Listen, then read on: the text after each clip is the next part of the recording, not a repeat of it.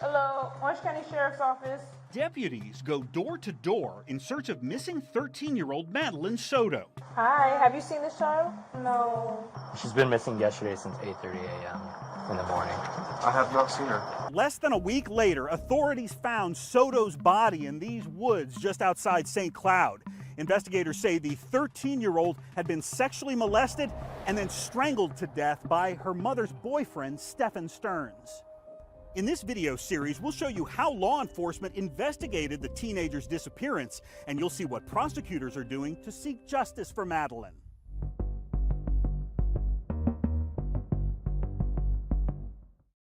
Do you need police, fire, or medical? Police, possibly. I'm reporting a missing child. On February 26, deputies were called to this office near Soto's school, where a relative happens to work. Hey there. Hey there. What's going on?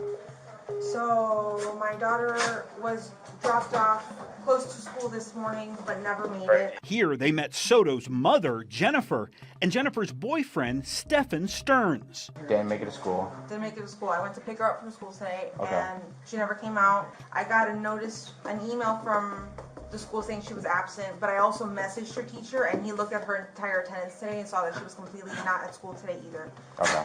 So she never made it. The couple told deputies what Madeline had been wearing. Green hoodie, Green hoodie, white Crocs, white Crocs, either blue or black pants. I think black shorts. Black shorts? Yeah. black shorts. Okay. And when was the last time you seen her? Do you know what time? Around 8:30, 8:40 when we dropped her off. Although you heard Sterns say, "We dropped her off," he and Jennifer Soto later told investigators that Sterns was by himself when he brought Madeline to school. Sterns says the 13-year-old was embarrassed of his car and wanted to be dropped off right here, a few blocks away from Hunters Creek Middle School and right across the street from a church. So it's like around where these communities were, Okay.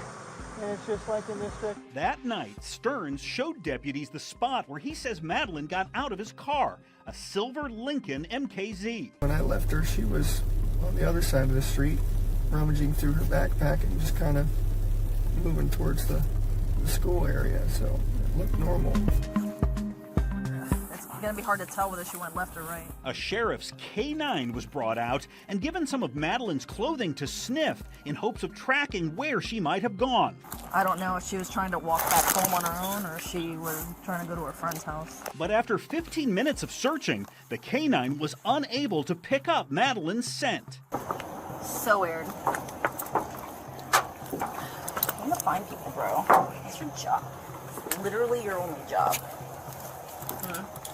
Finding people. At the nearby church, a deputy viewed surveillance video that showed a girl being dropped off that morning. Wait, there is a person getting out of the car. Due to privacy laws, authorities have put a black box over the computer monitor so we cannot see the video ourselves.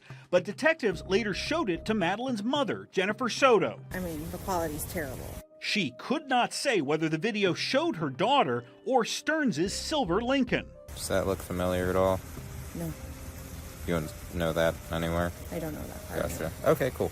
Detectives questioned Madeline's friends at Hunters Creek Middle School. She had never told me about anything about her running away other than her saying if she were to run away, she'd go into the woods. But they did not know where the 13-year-old might be. What can I do for you? We're here regarding a missing juvenile. She's been missing since a missing juvenile. Deputies canvassing nearby neighborhoods could not find any witnesses. Hello, have you seen this girl? No. Madeline celebrated her 13th birthday with relatives the night before she vanished. Her mom, Jennifer, was at work and did not attend the party, but says she caught up with Madeline at the condo they shared with Sterns. So you last saw her Sunday night about what time? I would say 11 p.m. before she went to bed. And you were here at home? Gotcha. And where did she go to bed? Was she in her room, your room, or something else? We were all going to sleep together in the same bed, but I needed some good sleep. I got a new job recently. I haven't been well rested. I needed some sleep. So I asked, hey, can you guys go to the guest bedroom upstairs? These crime scene photos show that guest bedroom, which has one bed in the corner and locks on the door. Sterns told police he and Madeline went to sleep here and then got up early the next morning for school. Woke up around 7:15, somewhere around there, which is an early start for us, but we had talked about getting McDonald's breakfast beforehand, so we wanted to make good time. We did make good time. We got out the door maybe 7:30ish, 7:45ish maybe. Got over to that area. She was asleep in the car most of the time, just snoozing until we got there. When they got to this McDonald's, Sterns told detectives that Madeline was no longer hungry. So he says he continued down the road to Hunters Creek Middle School, about a mile away from here. After dropping Madeline off at school, Sterns says he went to a vape shop across town and then back to the condo. Next on Justice for Madeline, we'll take you room by room inside that condo. You'll hear Jennifer Soto describe her family's sleeping arrangements, and we'll show you why detectives believe someone was secretly taking photographs underneath one of the bedroom doors.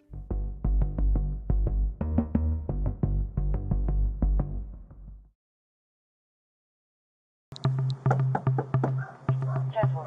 13-year-old Madeline Soto lived in this condominium with her mom, Jennifer. Hey, man. Her mom's boyfriend, Stephan Sterns, occasionally stayed here too. These photographs taken by crime scene investigators show the place where prosecutors say Sterns sexually molested the teen and then murdered her. Very loving, very loving. This girl knows nothing but love here in this house. She hardly ever hears the word no. Double-edged sword that is. The condo here at Venetian Bay Villages in Kissimmee is owned by Madeline Soto's grandfather. Court records indicate he rented out rooms in his condo to Madeline's mother, as well as at least 2 other tenants. Prosecutors believe evidence found inside that condo will help them bring justice for Madeline. When you enter the condo, the kitchen is on the left. On the right is the living room. In the living room, behind that divider wall, was Madeline's makeshift bedroom, which had a desk, a dresser, and a TV. Although there's also a bed, Jennifer Soto told detectives her daughter would not spend the night here. She'll hang out there during the day, but she never sleeps there. She always sleeps with me, and then the rare occasion upstairs. But most of the time it's with me. This is Jennifer Soto's bedroom, located on the first floor. Jennifer Soto told detectives she often shared the room with her daughter and her boyfriend. A lot of times we will sleep together in the king-size bed, all 3 of us. But Jennifer Soto says she would occasionally send her daughter upstairs to sleep in a guest bedroom with Sterns. That room has 1 bed in the corner and locks on the door. This is where Sterns reportedly spent the night with Madeline just before she was reported missing. Is it normal for both of them to sleep in the same room? Sometimes. When I really need a good night's sleep, I will send them upstairs. 2 additional bedrooms rented out by other tenants are also upstairs. Detectives say they found nude photographs of one of those tenants on Sterns' cell phone. According to investigators, Sterns had placed his phone under the tenant's door, similar to this, and snapped images of the naked woman in her bedroom. Detectives say Sterns' phone also contained images of him sexually molesting Madeline. According to authorities, bedding from Madeline's makeshift room downstairs can be seen in the background of those molestation videos.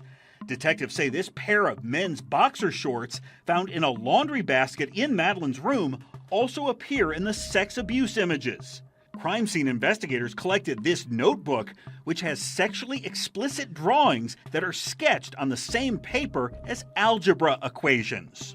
On Sunday night, y'all went to bed around 11, and the reason that you sent her upstairs with Stephan was because you had work in the morning, was it? Or you just started a new job? I just started a new job and I haven't been sleeping well. I take psychiatric meds every night for my bipolar disorder, and if I don't take them the right way, eat, and go to sleep on time, They don't work. They don't work. Sunday I was not myself, so I asked them, like, hey, I need to be medicated, I need to sleep. Can you take care of the morning duties so I can go and sleep? According to investigators, Jennifer Soto sent a text message to Sterns at 11:39 that read, "Make sure she goes to bed right now." About a minute later, Sterns replied, "She's built her nest and she's settling in now." What time did you wake up? I'm going to say around 8 o'clock in the morning, Stephan came into the room. When Jennifer Soto woke up, she says she thought Madeline might still be in the condo. I heard noises in the kitchen, but I'm not sure, Not sure who it was exactly. Who it was exactly, yeah. Gotcha. It could have been any of the roommates. Jennifer Soto told detectives she never actually saw Madeline that morning and assumed Sterns was taking her to school. I had an appointment. I had a doctor's appointment at like 10:15, but they took a while. And then by the time they did my blood work and whatever, I think I got home somewhere between 11 and 11:15. Okay. When you got back, was Stephan here? I'm pretty sure he was, yeah. Sadly, by then, detectives believed Madeline was already dead. But where was she and what happened to her? Before investigators could answer those questions, they discovered Sterns took a mysterious round-trip drive to Southwest Florida early in the morning.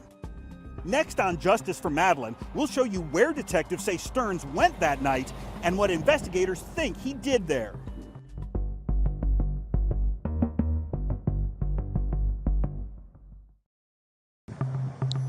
Hey guys. On February 28th, 2 days after Madeline Soto had been reported missing, her mom, Jennifer Soto, and Jennifer's boyfriend, Stephan Sterns, found themselves temporarily homeless. Deputies had sealed off the Kissimmee condo where they lived so investigators could photograph the potential crime scene.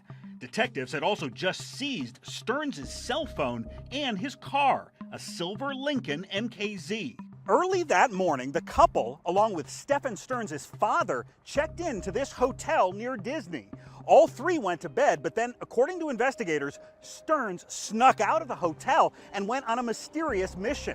Detectives wanted to know where he went as they tried to seek justice for Madeline. Do you think your son's capable of doing something like this? I know it's a hard question as a father. Nothing would surprise me at this point. I don't know. You're listening to the voice of Christopher Sterns, the father of Stephan Sterns. What time did you get here last night? 3 a.m. 3 a.m. Christopher Sterns says that he, his son, and Jennifer Soto arrived at the Town Place Suites at Flamingo Crossings and checked in to 2 separate hotel rooms. I brought my stuff up, went over and said goodnight, and then hit the sack. About 2 hours later, at 4:42 in the morning, surveillance cameras captured Stephan Sterns leaving the hotel through the main entrance. Investigators believe he then climbed into Jennifer Soto's white Nissan Sentra and drove for more than 2 hours to the town of Northport, which is located between Sarasota and Fort Myers. Sterns has occasionally lived in Northport at his parents' home.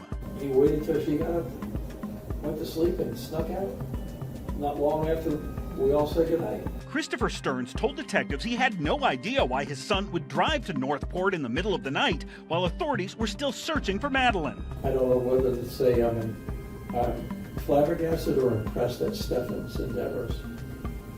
Well, he was, as far as I knew, he was going to pass out at 3 a.m. yeah. It didn't take me long to crash and burn, and then to find out that he made this round trip to Northport. Originally, police thought Sterns could have stopped by this storage facility in Northport where his dad rents a unit. At the time, detectives believed the teen may be deceased and her body might be located in the storage unit. But when investigators searched the facility, nothing was found. Why would he spend nearly 6 hours driving round trip to go to Northport to the storage unit? Detectives think Sterns traveled to his parents' house that morning where his mother, Deborah, was home alone.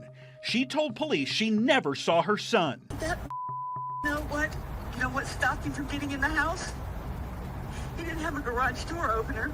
While searching her son's bedroom here, Deborah Sterns told detectives she found a torso of a sex doll. According to investigators, she initially believed it to be real, prompting Sterns' mother to run outside and begin calling out Madeline's name. But police found no signs of the missing teen in Northport. I don't know where he got the effing energy, but you're telling me he was down there at 7:45? Still behind the wheel of his girlfriend's car, detectives say cameras captured video of Sterns heading towards the interstate and beginning the nearly 150-mile drive back to the Orlando area. When Sterns returned to the hotel at 10:55 a.m., he reportedly told his dad he'd gone out for a drive and gotten lost. He spent a lifetime lying to us, and it's just never gotten better. And he fed me some the other day, and before I left the house the other night, I turned to my wife and I said, "Do we really know Stephan? Can we honestly say we really know?" While detectives were interviewing Christopher Sterns, deputies took his son into custody on child sex charges. Investigators say they found images on Sterns' Google account that showed him molesting Madeline. Your son has been arrested for sexual battery. What? Your son was arrested for sexual battery. Detectives now believe Sterns gained access to a computer device while in Northport and tried logging into his Google account using his parents' Wi-Fi to delete the images and videos of his sexually abusing Madeline, but was unsuccessful. While investigating Sterns' Google account, detectives say they found evidence that someone did multiple searches for sevoflurane, an anesthetic that can put patients to sleep before surgery and can cause hypnosis and amnesia. Someone apparently wanted to know whether sevoflurane will show up in a drug test. Those Google searches were conducted less than 2 weeks before Madeline vanished. The impression is that he loves out of her, and he was very upset Monday when he was talking to me. He was sobbing and blaming himself for her disappearance. Weeks after his son's arrest, while Christopher Sterns was cleaning out his storage unit in Northport, he told authorities he found a box of his son's belongings that included 2 USB drives. Detectives say one of those USB drives contained over 35,000 images of child pornography. None of the images were Madeline, according to police. Stephan Sterns was arrested for sexual battery 2 days after Madeline had been reported missing. Although investigators believe the 13-year-old was dead, they did not know where her body was hidden. Next on Justice for Madeline, we'll show you how detectives located the missing teen's body by tracing the movements of Sterns' silver Lincoln and Jennifer Soto's white Nissan.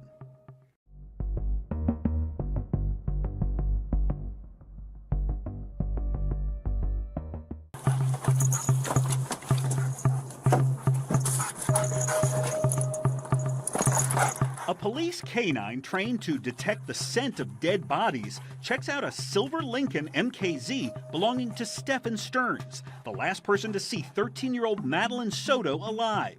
The dog does not appear to notice anything unusual. The canine handler then brings the dog over to a white Nissan Sentra belonging to Soto's mother, Jennifer. According to investigators, the canine alerted to possible human remains near the rear passenger wheel well. Earlier that day, authorities arrested Sterns for sexually molesting Madeline. At that point, investigators believed she was likely dead, but they did not know where her body might be. So detectives used license plate readers, surveillance cameras, and other investigative tools trying to bring justice for Madeline. What was she last seen wearing? Green hoodie. Green hoodie. White Crocs. White Crocs. Sterns told investigators he and Madeline woke up in their Kissimmee condominium early that morning, climbed into his silver Lincoln, and headed off to school. We made such good time. We were so impressed. We made such good time getting out the door. We were probably out by 7:30, 7:45. But at that very same time, 7:30, detectives say surveillance cameras at the Venetian Bay Village's condo complex captured video of Sterns putting trash into a dumpster. Deputies later followed this trash collection truck to a sorting facility. In the trash, deputies say they found Madeline's backpack, her school laptop computer, and one white Croc. According to investigators, a matching white Croc was located in the bedroom of Madeline's mother. She was asleep in the car most of the time, just snoozing until we got there. Sterns told detectives that Madeline was not awake during much of the drive from the condo to Hunters Creek Middle School, located about 6 miles away.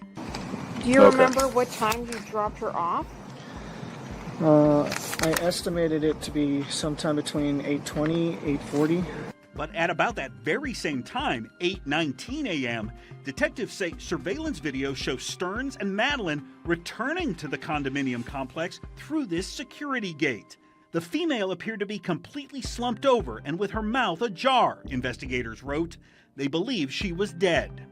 I talked to him. He showed me his little clicker. And he's like, hey man, I'm clicking, it's not working. This security guard says he opened the gate to allow Sterns back in. Just remember there was a woman like sleeping beside him with a green shirt. Did you see her move at all? No. Okay, she was just still. Stearns never mentioned that he returned here to the condo until detectives confronted him about it. His explanation contradicted that security guard who says Stearns had a gate clicker. I had forgotten something. I had forgotten my gate clicker. I'm sorry. I forgot I had gone back to the house real quick after we left. Because I forgot my gate clicker. Did she go inside with you? No, she was in the car still. She was asleep. Where in the car? Passenger side. Stearns told investigators he left the condo again and took Madeline to school. But instead, it appears he came to this area around SeaWorld, miles away from her school.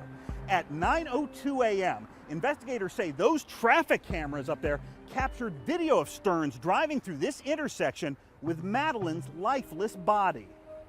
At 9:35 a.m., cameras at an Orlando office building reportedly showed the silver Lincoln entering this parking garage.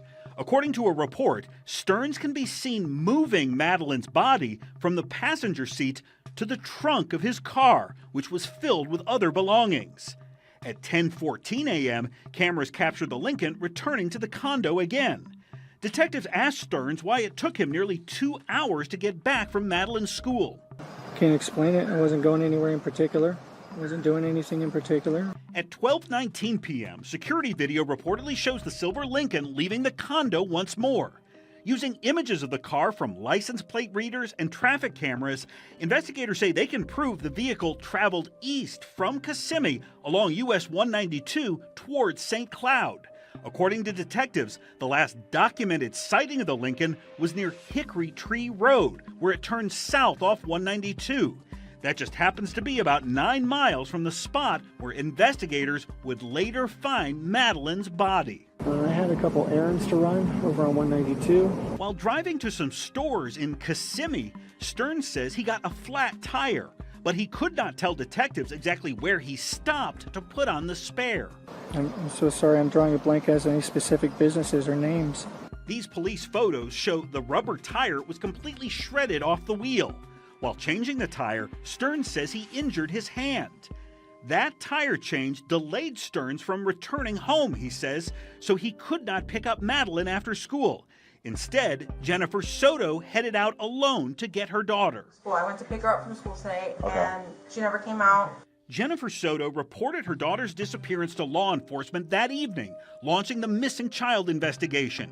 She and her boyfriend then returned home, but Stearns reportedly did not stick around. Stephan went out sometime in the middle of the night and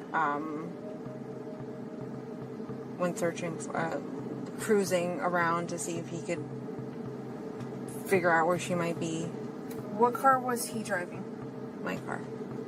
Detectives say they have images showing Jennifer Soto's white Nissan leaving the condo around 3 in the morning and then taking the exact same journey towards St. Cloud that Stearns reportedly made hours earlier. A police canine indicated the Nissan may have come in contact with a dead body at some point. Stearns denied knowing anything about a late-night trip in this car. I don't recall us going anywhere last night, but honestly, at that point my brain was mush and I was on so many tranquilizers. 4 days after Madeline's disappearance, Kissimmee police asked the community for help pinpointing where Stearns may have changed the tire of his silver Lincoln. If anyone saw this vehicle or noticed anything suspicious, we're asking that they call Crime Line. Hours after that news conference, a witness came forward claiming he saw a man who resembled Stearns changing a tire right here on Hickory Tree Road. Just a few feet from here, over that fence, and in those trees back there, investigators found the body of 13-year-old Madeline Soto. The medical examiner determined she had been strangled to death. Stephan Sterns has been indicted by the grand jury on first-degree murder for the killing of Madeline Soto. The state attorney's office interviewed Jennifer Soto after her daughter's body was recovered. She said she did not know Sterns had been molesting the 13-year-old and did not know how Madeline died. Basically, you have two warrants, so I'll let you know what those are. Sterns, who faces the death penalty if convicted of killing Madeline, has pleaded not guilty to more than 60 criminal charges, including child pornography possession, sexual battery on a child, and first-degree murder. Stay with News 6 and clickorlando.com for future developments in this case as prosecutors seek justice for Madeline.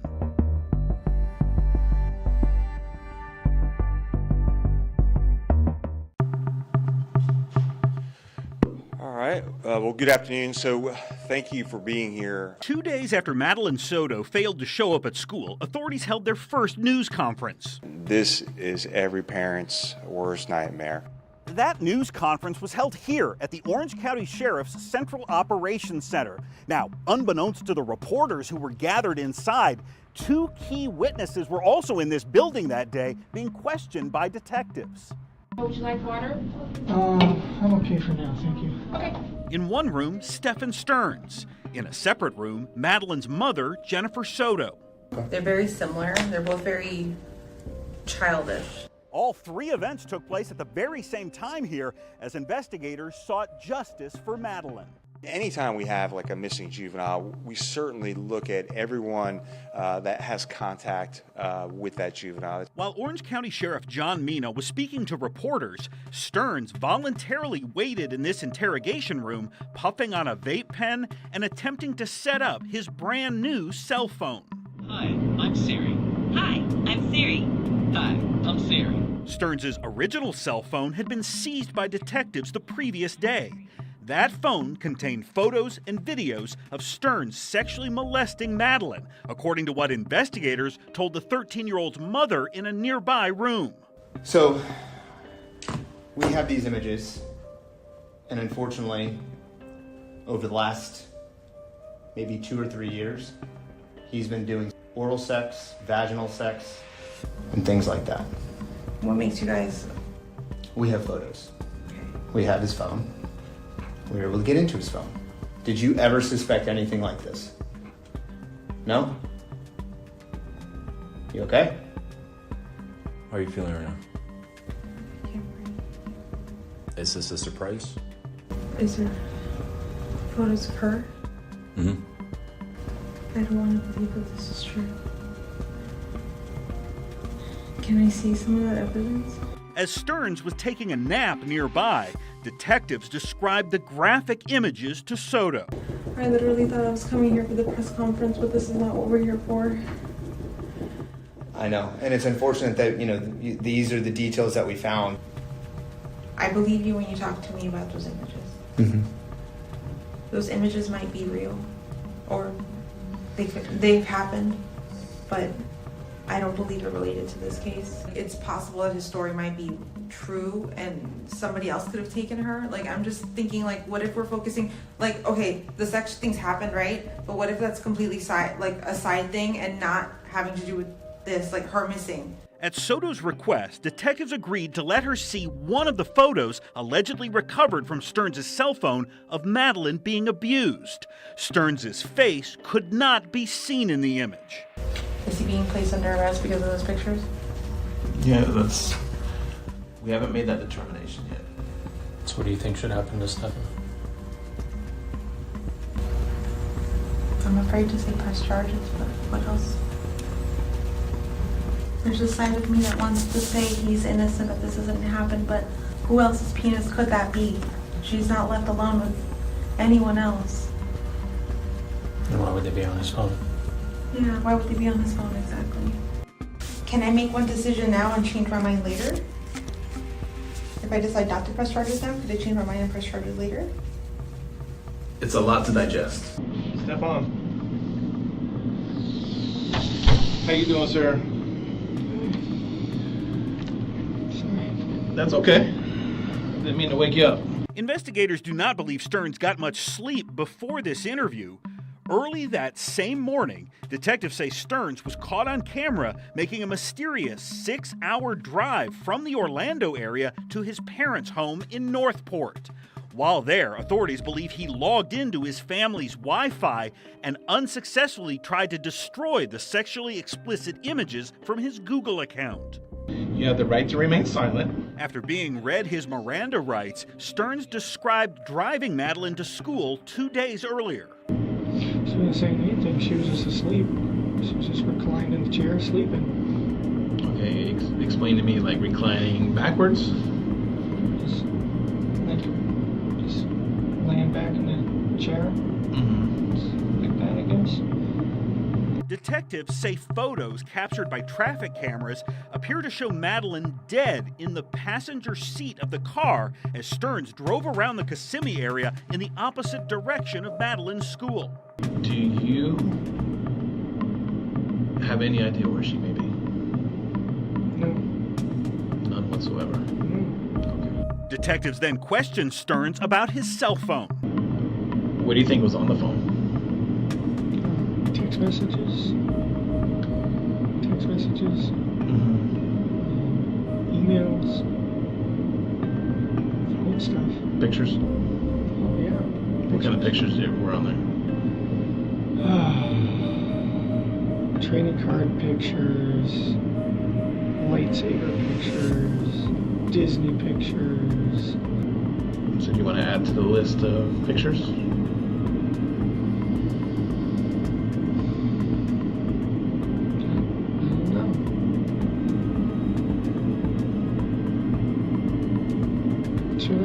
Should I be talking with a lawyer right now? After Sterns requested an attorney, detectives arrested him on charges of capital sexual battery and possession of child pornography. And if you could put your hands out like this. Crime scene investigators photographed Sterns. If you could open your mouth. And they collected a DNA sample. If you could take off your shirt. Investigators seized Sterns' clothing, which he had been wearing since Madeline's disappearance. Don't do anything squirrely, man. You will eat the carpet. Do you understand? They also took pictures of Sterns naked, so the images could be compared to the sexually explicit photos allegedly found on his phone. 2 days after Sterns was taken into custody, authorities found Madeline's body. A grand jury later indicted Sterns for first-degree murder. Hello, you have a call at no expense to you from Stephan Sterns, inmate at Osceola County Corrections Department. While in jail, Sterns called his mom and dad. Were you expecting these charges? No. Okay, so you got blindsided by that. Obviously, it's not true. I never would have wanted her gone for any reason, so, premeditated first degree is kind of a bunch. Sterns' father asked about the night Madeline was last seen alive. It was shaping up to be a great week and a great visit. There's no reason for anything to happen that happened. We're just rather lost for understanding how all this came about. I mean, we're just totally baffled. Well, I didn't start it. Well, you didn't start it, but you participated in it, which is just as bad as not starting it.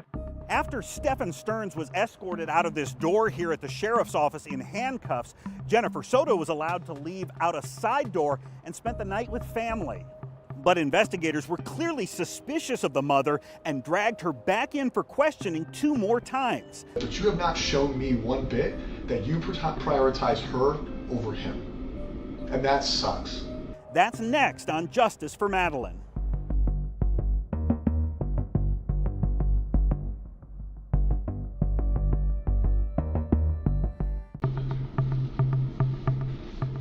With all kinds of people still.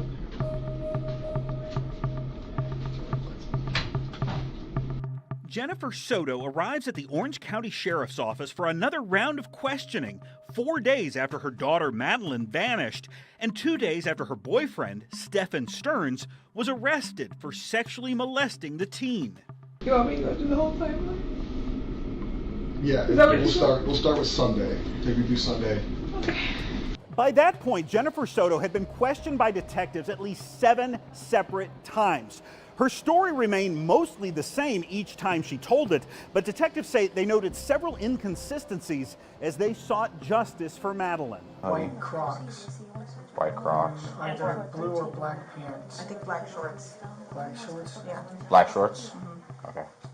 On the night Soto reported her daughter missing, the mother wrote out this statement for police. It says around 8 a.m. she saw Madeline getting ready for school. Soto swore the statement was true, but in later police interviews, Soto said she never actually saw her daughter that morning. I was handed this form, and I'm like, where do I start? What do I write? And somebody said, tell them what you saw. And so I started with, I saw. And then I wrote out what I wrote out. But it wasn't until later I was like, wait, I didn't see her. I assumed that I saw her. I assumed that I heard her, but I didn't. Soto now insists she last saw Madeline the prior evening as the 13-year-old went upstairs to sleep in the same bedroom with Sterns. So the living situation with them, I'll be honest, seems weird. It's weird to me. Detectives questioned Soto about how she, Madeline, and Sterns would occasionally sleep in the same bed together. Did you ever wake up and find them cuddling? Did you ever wake up and find them closer than you thought they should be? They would snuggle, yeah. Okay. But we all snuggle. I didn't think that was that problem. Okay, so they would snuggle, sometimes him being in his boxers. You would wake up and she'd be in the nook of his arm, essentially in a cuddling position. And you never found that weird? No. Okay. Soto told investigators she originally did not feel comfortable with Madeline spending the night alone with Sterns. I had a rule. She wasn't allowed to sleep in his bedroom at all. But over time, Soto says that rule went away. And I kept telling her no. I'm not comfortable with that. I'm not comfortable with that. But eventually at some point, like we really want to watch, I forgot what movie it was. They really wanted to watch something and I was really tired. And I said, okay, fine. Go ahead, but this can't happen often.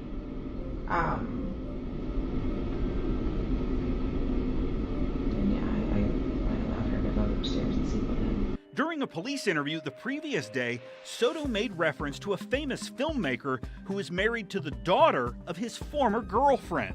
I've always told him that my biggest fear is that this would turn into a Woody Allen situation where the stepdaughter or the dad grooms the child and the child then turns 18 and ends up running away with him. I told him like that was my biggest fear and I don't ever want that happening. Like, you can't do that to me. Like, why would you say that to him? Because I never trusted. I grew up being told never trust a man.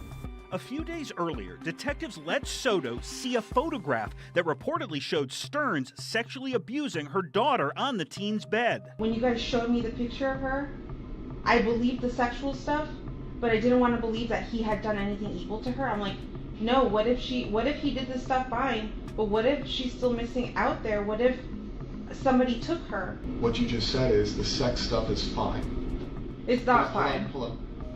After seeing the explicit photo, Soto says she told Sterns' father to hire an attorney for Sterns. So we showed you photos of Stephan raping. No. The first thought you had is to ask his father if he should get a lawyer? Yes, he's done this to her, and that's not okay. But I swore I felt in my body she was still alive, she was still out there. I told Chris to get him a lawyer because I felt like you guys were chasing the wrong person.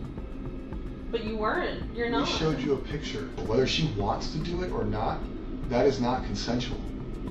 And you prioritized him again. You prioritized him by offering him or telling his dad to get him a lawyer. Not what the f did he do? Not, hey, we need to figure out what happened. No, let's protect Stephan. I was in shock. No, it's not shock. That is your natural instinct to protect Stephan. I don't care about him. I want him to go to jail. I want the worst thing possible to happen to him in jail. I know what happens to predators in jail. Like, I'm ready for that. Like, please.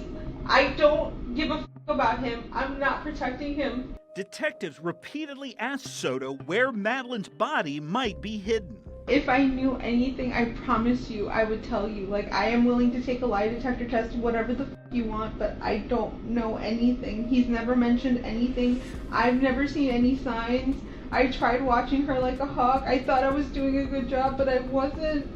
How can we believe some of the stuff that you're telling us, or believe that you don't know?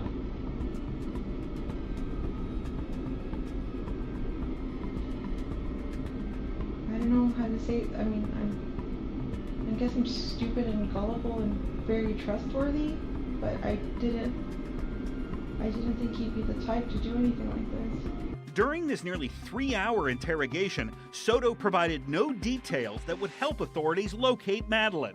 People get found. Sometimes it's quick, sometimes it's not quick. I hope in this situation it's today, tomorrow, Sunday, but we will find him. Just 45 minutes or so after detectives escorted Soto out of the sheriff's office, deputies in Osceola County found Madeline's body. But even though the missing teen had finally been located, investigators still had questions for her mom. During one final interview at the state attorney's office the following month, Jennifer Soto was given a form of immunity whereby nothing she said could be used against her. The mother insisted she knew nothing about how her daughter died. Jennifer Soto has not been charged with any crimes. Stay with News 6 and clickorlando.com as prosecutors seek justice for Madeline.